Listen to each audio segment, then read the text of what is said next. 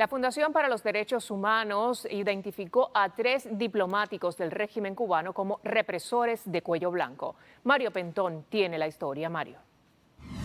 Hola, sí, ¿qué tal? Estos 3 diplomáticos cubanos han sido incluidos en la lista de represores de cuello blanco. Ellos, en el examen periódico universal sobre derechos humanos, dijeron que en Cuba había elecciones libres, que no existían los presos políticos y que además en la dictadura se podía protestar. Reafirmamos que en Cuba las elecciones son libres, democráticas y transparentes. El sistema electoral carece de barreras electorales. El voto es voluntario. Sin que le temblara la voz, este funcionario del régimen cubano afirmaba en la ONU que en Cuba habían elecciones libres, se permitía el derecho a la manifestación y no se encarcelaba a nadie por motivos políticos. Su mentira lo llevó directamente al listado de represores que lleva la Fundación para los Derechos Humanos en Cuba. Estas personas participaron en el examen periódico universal de Cuba en defensa del régimen cubano.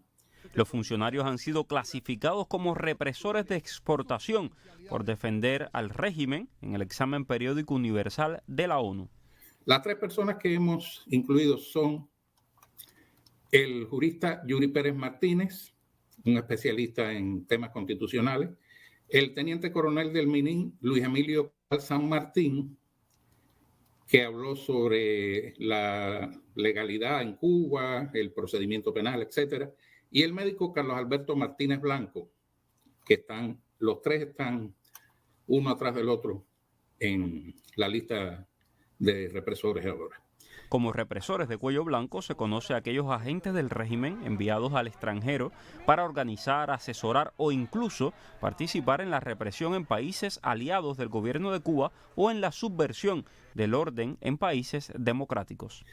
¿Por qué los incluimos? Bueno, en el caso de Pérez Martínez, él afirmó que la Carta Magna, aprobada en 2019, reconoce las libertades de expresión, reunión, manifestación y asociación, pero no explicó que hay un condicionante que dice que tiene que ser con fines lícitos y pacíficos.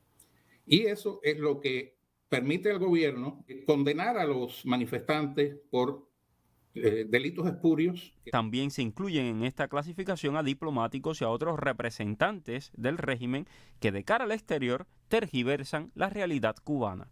En el caso del teniente coronel Cadaval San Martín, él falseó la realidad del procedimiento penal, dijo que están prohibidas en Cuba las detenciones arbitrarias, que se lo digan a los opositores en Cuba, y también dijo que en Cuba, y esto fue lo más escandaloso que yo escuché en el EPU, no hay presos políticos, que lo que hay son personas que son delincuentes comunes y que tampoco se persigue a la gente por expresar o manifestar sus ideas. La Fundación para los Derechos Humanos en Cuba tiene fichados a más de 1000 represores. Para denunciar a un represor puede llamar al 305-975-5653 o hacerlo online. También requiere una disposición para hacer una denuncia ante el FBI en caso de que el represor se encuentre viviendo en los Estados Unidos. Y el doctor Martínez Blanco, que se ocupó del tema de salud, se basó principalmente en estadísticas, pero omitió información